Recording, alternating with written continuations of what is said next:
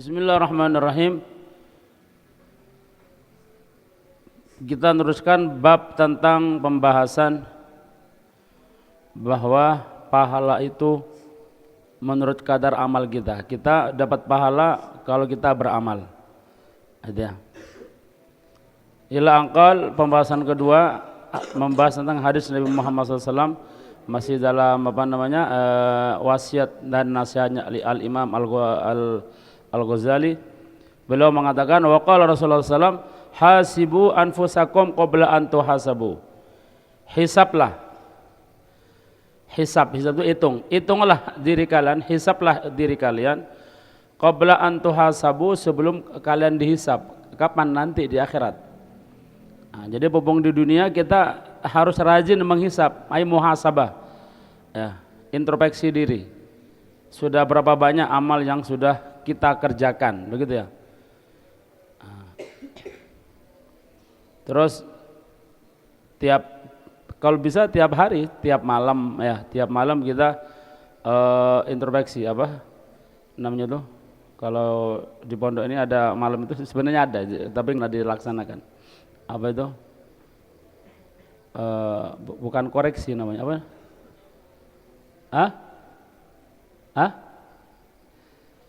Evaluasi. Barakallahu fikum. Evaluasi. Tadi apa aja yang sudah kita kerjakan sehari itu? Ingat-ingat dosa sudah berapa. Kemudian kalau dia beramal baik, berapa amalnya? Ya. Syukur-syukur 24 jam dia bisa menghadap selamanya kepada Allah. Dan ini harus diusahakan ya. Kita ini kalau pingin baik, enggak perlu, caranya supaya jadi baik kita ini gampang. Ya. Supaya kita ini diperbaiki, kalau kita ada yang kurang supaya disempurnakan kekurangannya. Kata ulama gampang kita. Ya, kita harus selalu menghadap kepada yang buat. Siapa yang buat? Allah. Ya. Nggak usah kita nangis-nangis, ya Allah, yassir umurana ya Allah. Kalau dia fakir, ya Allah, agnina ya Allah, nangis-nangis jerit-jerit gitu ya. Nggak usah itu. Wes penting ngadep kepada Allah. Jadikan kita ini fokus selamanya. Jadikan kita ini selalu diperhatikan oleh Allah. Nah, gitu ya. Jadi hadapkan kita ini kalau bisa selamanya atau sering-seringlah menghadap kepada Allah biar dilihat oleh Allah. Maka kalau sering dilihat oleh Allah, maka kita tidak usah minta diperbaiki, bos bakal baik. Contohnya kita ini HP anak ini, tapi ini rusak dia. Ya tadi ini juga bakal dibenahi. Nunggu anak sudah konsultasi ke dia kemarin ya. Ini rusak kabel loh. Jangan kira walaupun satu HP-nya api, enggak, ini wis terbanting jutaan kali ya. Tapi bakal diperbaiki soalnya ya bendino aku ndelok ngene ya sumpek. Nah, ya. Tapi kalau Allah kan maha kaya kan langsung diperbaiki ya. Kalau anak ya sih ndelok nunggu bondo dulu ya. Ya. Ini barang saya, HP saya. Kalau saya mampu untuk membenahi, mesti segera langsung ke dia, Mas Torik atau Mas Iqbal, ada teman anak Tasela itu. Langsung telepon, kirim, langsung diperbaiki.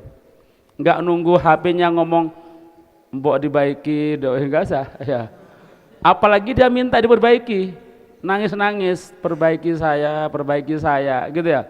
Langsung diperbaiki, kasihan. Kenapa? Karena ini milik saya, tak delok tok. Masa saya diam saja? Nah gitu ya. Saya punya barang antik, ada yang pecah, tak delok-delok gitu ya. Masa saya diam saja terhadap barang ini? Enggak, otomatis saya akan benahi, diperbaiki, dipoles, kekurangannya disempurnakan, yang pecah bakal ditempel, begitu.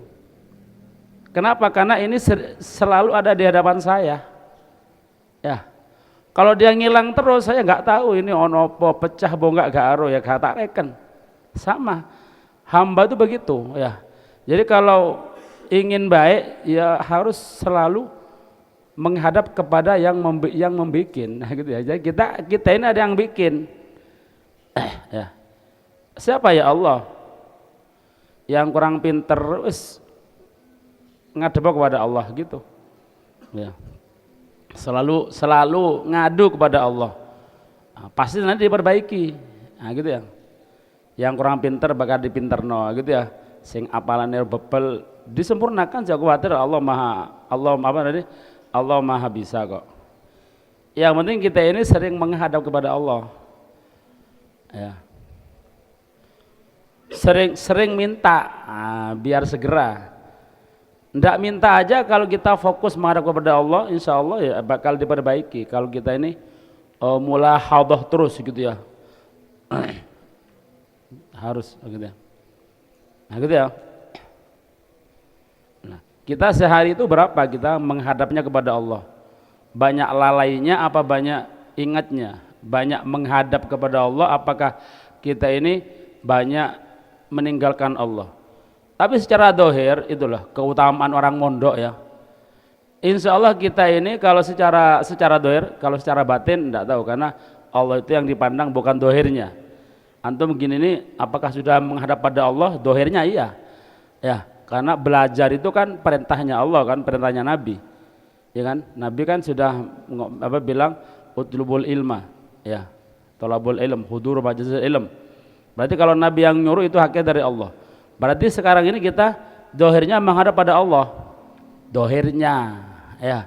Kalau batinnya di rumah ya kesusu mulai padahal kurang 4 hari. Ya, biasanya kalau 4 hari itu hilang sudah. Kadang-kadang mek raganya tok wis bingung dengan HP ku kok tak benahi iki kok. Rencananya sudah direncanakan mulai sekarang nih ya, nanti jam sekian bakal ada acara gini gitu. Biasanya begitu. Ya. Yang penting hatinya ya hati dan jasmaninya. Nah, gitu.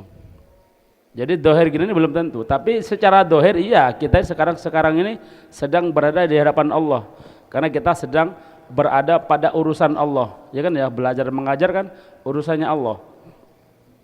Kita sekarang ini sedang menghadap. Tadi mulai maghrib ya, bukan mulai maghrib, mulai asar kita. Mulai adzan asar, bangun tidur, itu kita menghadap pada Allah sudah ya. Setelah itu nunggu ustadznya hadir untuk rohah. Oh Habib ya, ada sudah. Menunggu persiapan nyapunya juga, itu semuanya urusan Allah. Itu berarti menghadap pada Allah. Jadi ya, pokoknya urusannya itu perintah Allah, perintah Nabi, berkaitan dengan hal-hal yang urusannya Allah, itu sama dengan menghadap pada Allah. Menghadap pada Allah bukan harus sholat terus baca tasbih tok menghadap fokus, enggak. Hatta kita kerja itu bisa menghadap pada Allah. Oh ya, bisa menghadap pada Allah. Tergantung niat hatinya. Tidur itu juga bisa menghadap pada Allah. Jadi seakan-akan kita ya ini HP itu ibarat ada di hadapan Allah walaupun tidur. Kok bisa? Iya, dengan niatnya.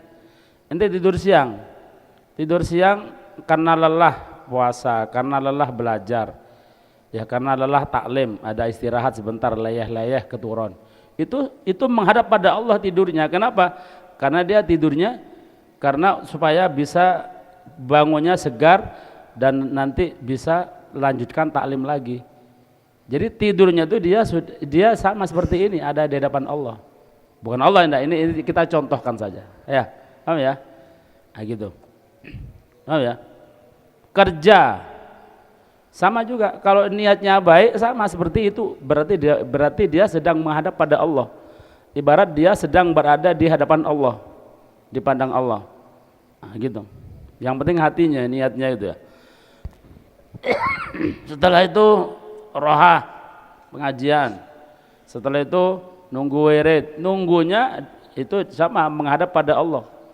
Setelah itu buka, setelah buka siap-siap mandi dan sebagainya. Mandinya juga sama seperti menghadap pada Allah. Jadi kita ini ya gak sombong ya, jangan sombong. Mulai tadi jam 3 persiapan sampai sekarang, antum ini kalau secara dohir itu sudah pas, sudah ada di hadapan Allah mulai tadi. Nah sekarang artinya apa, iya benda? Artinya iya benda. Tapi kalau artinya ikhlas berarti sama. Ya. Makanya orang mondok ini barokah, karena ya itu tadi itu. Kalau dia bisa tata niat Jadi bisa 24 jam tuh kepada Allah. Sampai nanti baru jam 10 selesai. Nah, setelah selesai ini berarti itu dianggap finish sudah kalau sekarang kita ya, karena setelah ini kita enggak tahu sing ke toko ya, ono sing leha-leha ngopi yang gitu ya. Nah, itu sudah berarti sudah berpaling dari Allah sudah gitu ya. Lah iya kan? Kan selesai kan? Antum tadi mulai taraweh sudah itu kepada Allah. Terus setelah taraweh kan nunggu ustaz teko gitu ya. Nunggunya tuh sama dengan di hadapan Allah sama. Walaupun tidak lapo-lapo, apalagi ngaji ya itu sudah double. Menang toh itu nunggunya itu ya sebagaimana kalau ada hadis intidarus shalah as-shalah, intidarut ta'lim ta'lim sama. Ya. Itu berarti sama seperti di hadapan Allah. Nah, setelah ini sudah wallahu mushawab al-Fatihah selesai sudah. Ya, sudah. Tapi antum tetap bisa fokus lagi ngambil Quran gitu ya. Ambil Quran kesel atau bikin kopi apa kok bikin kopi ya mau ngaji juga ngantuk. Nah, berarti tetap ke Allah ya. Tapi kalau sudah berhenti ya nggak ada niat apa-apa, wis niat leha-leha jagongan ngerasani sana sini ya, wis ndelok jalan sana gitu ya, berarti dia sudah terputus dari menghadap kepada Allah ya gitu. Jadi penting niat. Tapi kalau dia bisa nata seperti tadi itu, jadi setelah ini langsung mungkin apa ya, pokoknya apalah refreshing kecil-kecilan. Kalau tadi yang ke Banjar itu refreshing akbar besar gitu ya.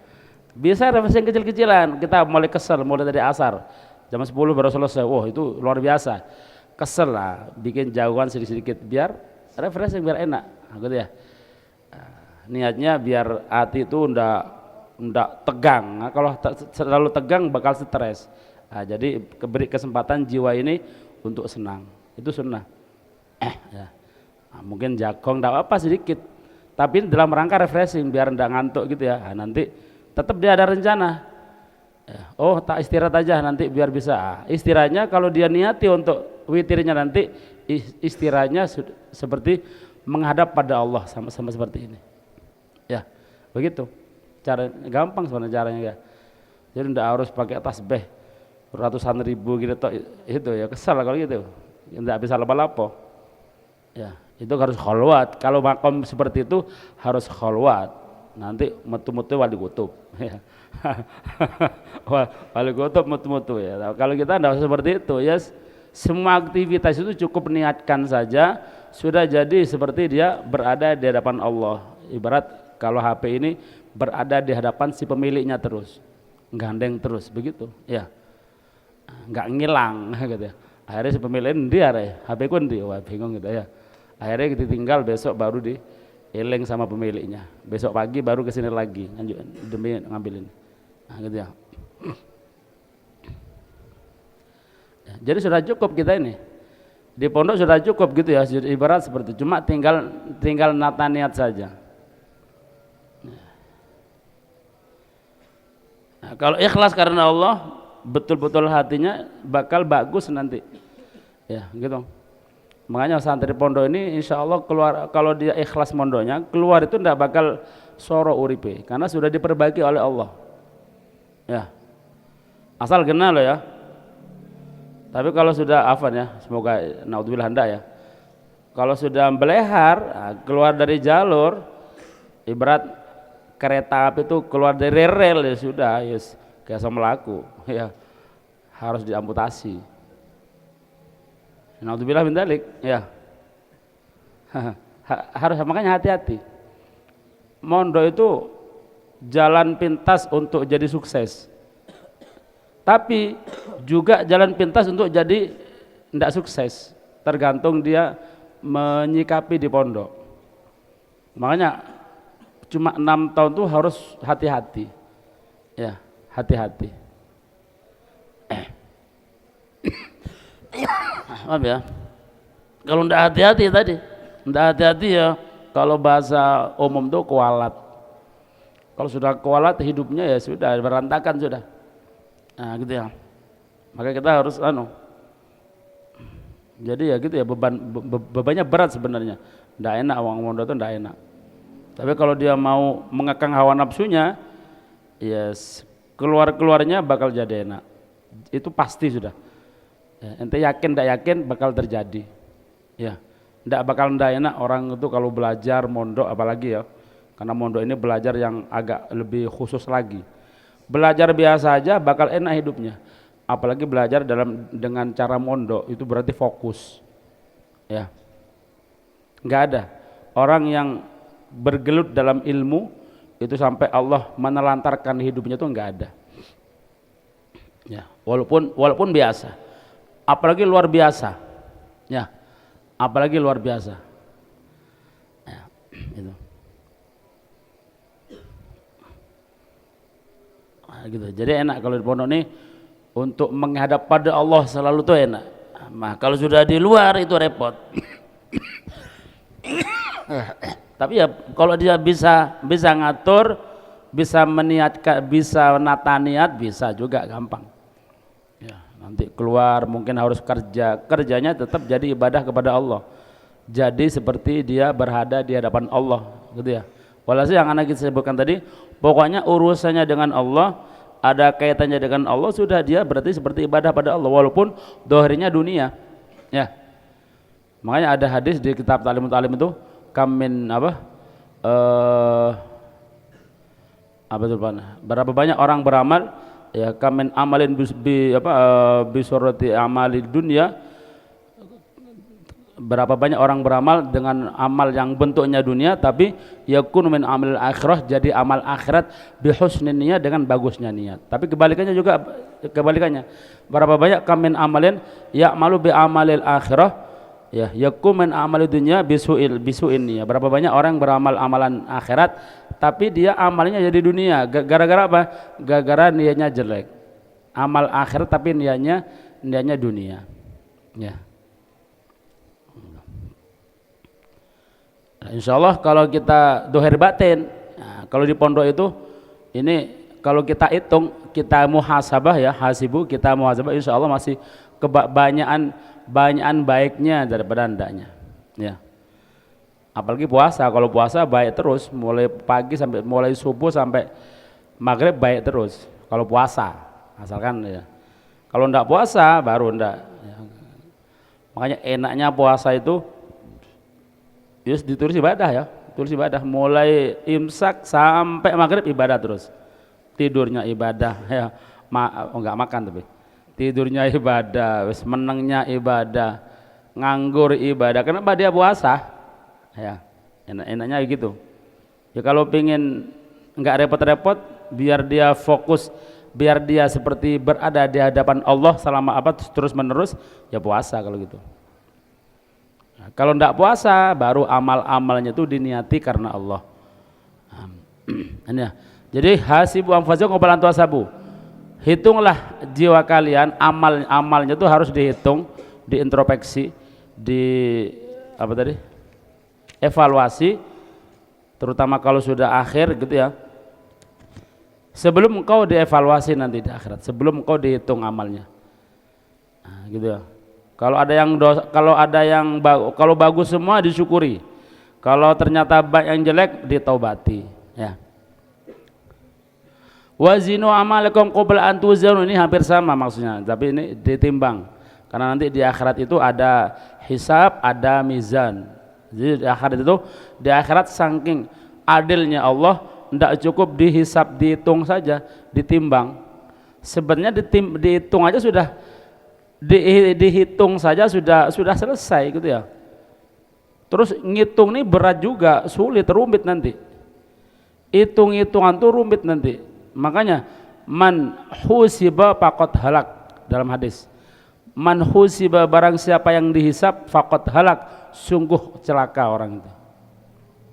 Ya makanya kita minta kepada Allah biar nanti kita ini di akhirat mati tanpa hisab, ya, masuk surga tanpa hisab gitu ya.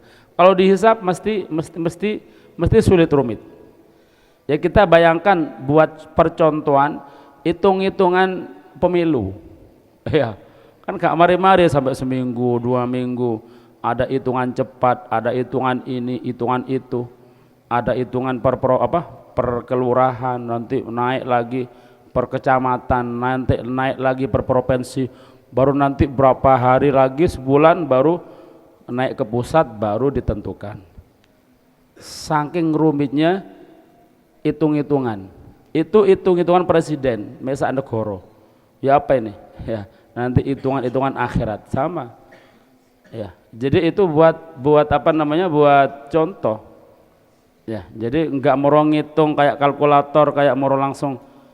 Enggak, jadi dihitung ya kayak itu, kayak orang ngitung pemilu itu, ini amal baik, amal jelek, baik, jelek, baik, jelek gitu. Ya, ya kayak pemilu lah. Ya. Ya.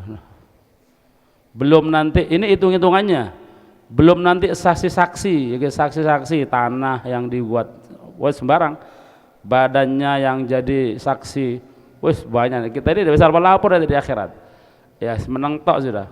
Ini menghujat, ini wes ya apa deh? Ya. Itu kalau dihisab, makanya betul kata Nabi apa tadi? Man husiba faqad halak. Itu hadis bisa dihafal. Mek kata tok. Ya. Man husiba faqad halak. Siapa dihisab maka dia celaka. Celakanya minimal dia dibikin susah ketika perhitungan. Ya. Delok malaikat ngitung ya. Aduh celaka iki. Ya, gitu. Ya. Dia menang tok nanti karena yang ngitung malaikat dengan para saksi-saksi ini. Tanahnya, waktunya, ya, waktunya bersaksi, badannya bersaksi, dia menang tok. Nah, malaikat yang ngitung. Syar khair, waduh, bahaya. Makanya hati-hati. Makanya harus dihitung. Setelah dihitung, ibarat bukan gak lego ya. Biar tambah yakin, ditimbang. Nanti ya. Jadi amal itu nanti ada bobotnya, gitu ya. Jadi ada bobotnya. Kalau sekarang enggak kan, kartu itu kan ya, kartu pemilu kan ya dihitung tok, enggak ada bobotnya, bodoh aja. Ya. Tapi kalau amal ada bobotnya, dihitung plus ditimbang, waduh kan saking adilnya nanti. Ya. Nah, ini. Makanya kata Nabi, wazinu amalkum qabla an tuzanu. Timbanglah amal kalian sebelum ditimbang nanti. Maksudnya banyak mana gitu ya, banyak mana, banyak jeleknya apa banyak baiknya, nah, gitu. Wa qala Aliun wa radhiyallahu anhu man dhanna annahu bidunil jahdi yasil fahuwa mutamannin. Berkata Al-Imam Ali karramallahu wajhah, ini mantunya Kanjeng Nabi, man dhanna, barang siapa yang mengira annahu, bahwa dia bidunil jahd, dengan tanpa jihad, jatuh dengan tanpa bersemangat bersungguh-sungguh, tanpa mujahadah, tanpa bersemangat, ya. Yasil, bakal sampai kepada tujuan, maksudnya bakal sampai kepada Allah, bakal selamat dia dengan tanpa amal tersebut. Fahuwa mutamannin, maka dia orang yang berangan-angan, berandai-andai, mutamannin.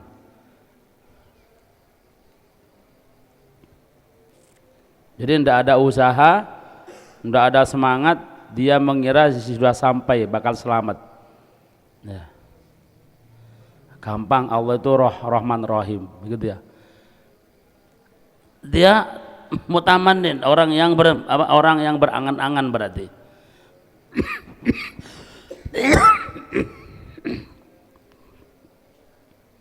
Ya. Wa man dhanna annahu bi baddil jahdi yasil fahuwa mustagnin. Dan barang siapa yang mengira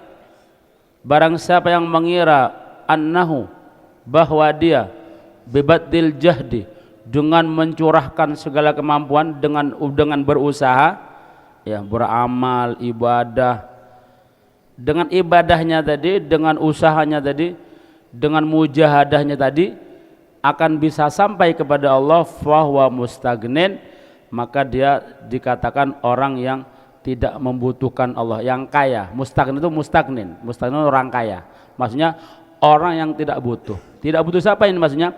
Orang yang tidak butuh Allah. Waduh, kok repot ya. Maksudnya apa ini?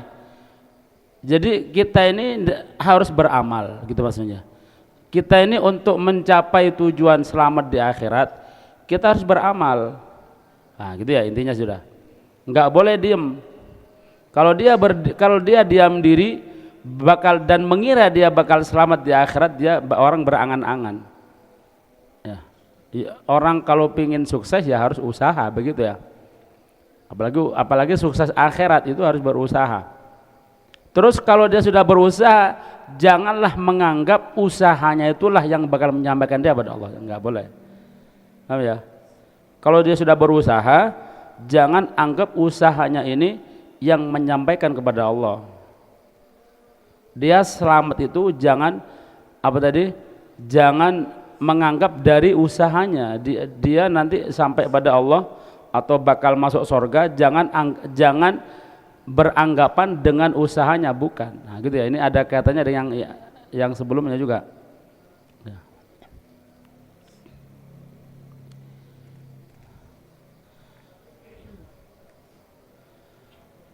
Ya, jadi usaha ini kita hanya usaha, makanya usaha itu hanya ngelaksana perintah tok, jangan diaku.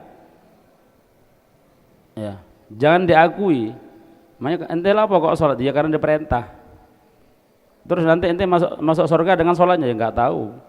Saya masuk surga ya dengan rahmat Allah. Kalau Allah ngasih rahmat berarti ya masuk surga selamat. Kalau enggak ya enggak.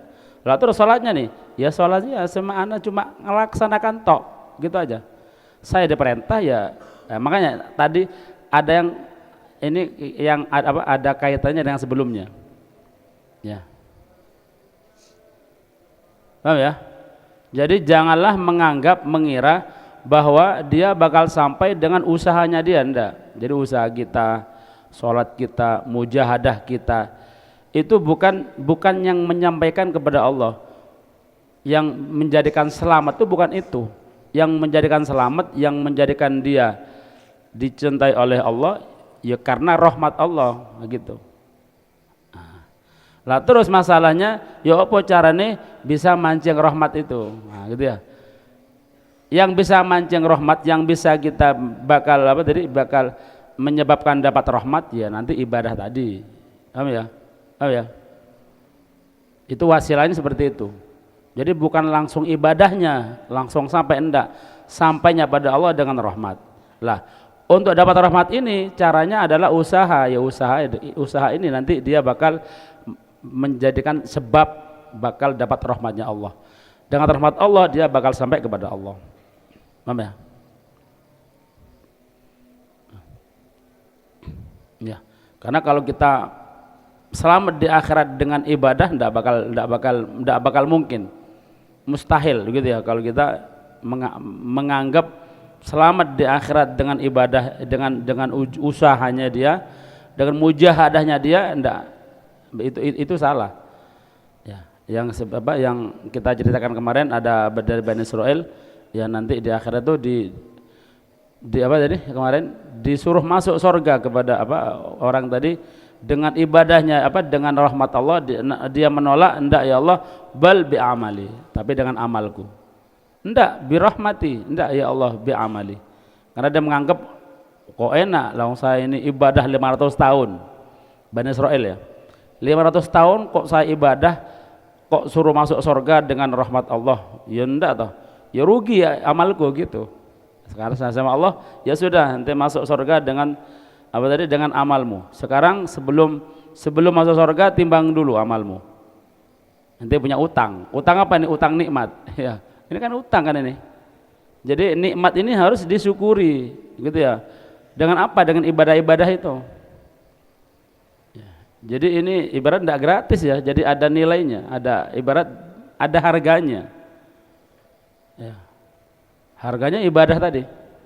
Lah, harga mata ternyata ditimbang dengan ibadah yang 500 tahun. Satu mata itu tidak cukup 500 tahun ibadah. Apa nih? Ya. 500 tahun ibadah ditimbang dengan satu nikmat mata. Wes anjlok ibadahnya ngambang. Nikmat matanya ini jadi enggak nutut gitu ya. Enggak imbang. Ya. Belum mata yang satu, belum telinga, belum lesan, belum semuanya, ya. Nikmat ya. Ya sudah, entek sudah gitu ya. Amal itu entek dengan satu mata. Ya ente mau apa? Masuk neraka ente. Ya, ente sudah nggak ada amal. Ente 500 tahun itu cukup, hanya cukup untuk membayari satu nikmat mati, itu pun tidak cukup. Ya. Entek sudah amalnya. Ya sudah, sekarang masuk neraka dengan amalmu. Karena ente tidak punya amal sekarang. Ya, utangnya nggak pok, gitu ya. Utang pada Allah untuk nyauri nikmat ini nggak pok satu mata. Hanya ya Allah sudah, kalau gitu masukkan surga ya Allah dengan rahmatmu. Sudah masuk surga. Ya. Makanya jangan diakui gitu ya. Kita nanti selamat di akhirat sampai pada Allah, sampai pada surga nanti ya. Itu bukan dengan bukan semangat kita, ibadah kita bukan, dengan usaha bukan. Tapi semata-mata dengan rahmat Allah. Nah, kalau ada orang menyangka ya, kalau dia ini sampai pada Allah dengan amalnya, maka dia seperti orang yang tidak butuh Allah. Ya. Berarti tidak butuh rahmat gitu ya. Nekat dia.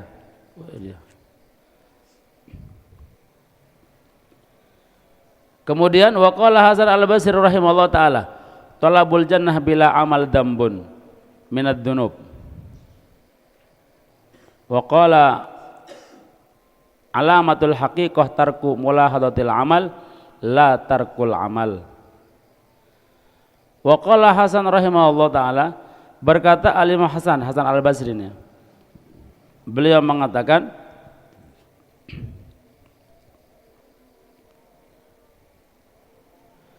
talabul jannati, mencari sorga, pingin masuk sorga, bila amalin, dengan tanpa amal, itu dzambun minad dzunub, termasuk dosa.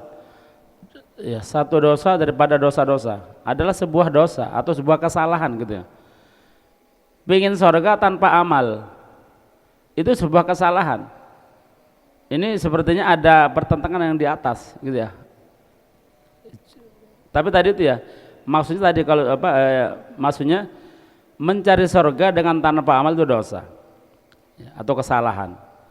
Loh, kan tadi dibilang masuk surga itu bukan dengan amal tapi dengan rahmat lah. Itu masalahnya tuh. Kok masalahnya ya? Kok masalahnya? Maksudnya untuk meraih rahmat tadi dengan amal tadi. Oh ya. Memang ya masuk surga bukan dengan amal tapi dengan rahmat. Tapi untuk mendapat rahmat itu harus ada sebabnya. Ya, rahmat dari Allah itu ada sebabnya. Apa penyebab dapat rahmat? Ya amal, sholat, ya kita ibadah pada Allah, mujahadah, termasuk ya, pokoknya kita menghadap pada Allah, itulah yang menjadikan kita dapat rahmat. Engkau telat ya, yang menjadikan kita dapat rahmat, yang menyebabkan kita mendapatkan rahmat adalah ibadah tadi, amal. Nah, kalau kita sudah beramal, insya Allah kita dapat rahmat. Kalau sudah dapat rahmat, maka kemana nih? Masuk surga. Paham ya? Begitu.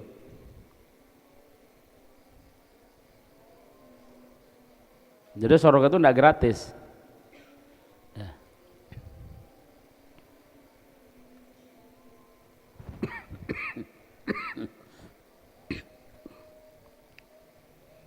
Wa qala alamatul haqiqah, dan berkata Al Hasan Al-Basri, kembali ke Hasan rahimahullah taala, alamatul haqiqah, tanda hakikat ya, tarku mulahadatil amal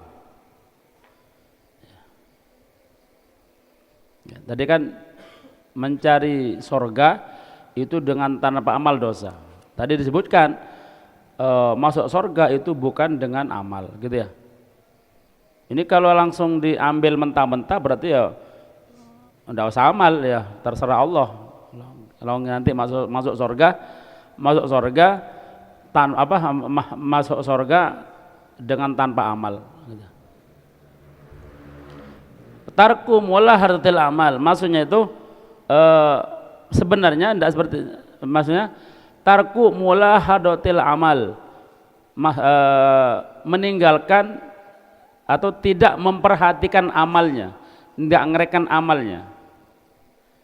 bukan meninggalkan amal gitu ya, tetap beramal, cuma amalnya itu jangan dianggap.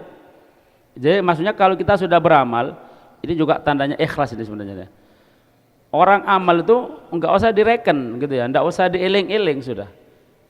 Amal itu enggak usah dihitung-hitung. Anak tadi alhamdulillah sudah 1000. Wah, enak wake salah ini gitu ya.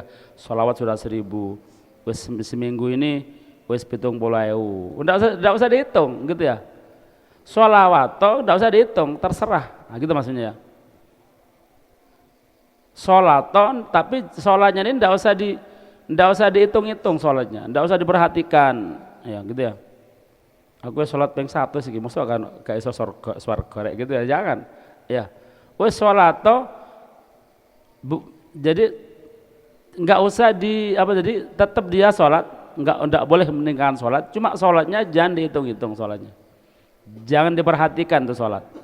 Yang sudah dikerjakan ya. Yang sudah ibadah kita yang sudah itu jangan di eling-eling sudah gitu ya.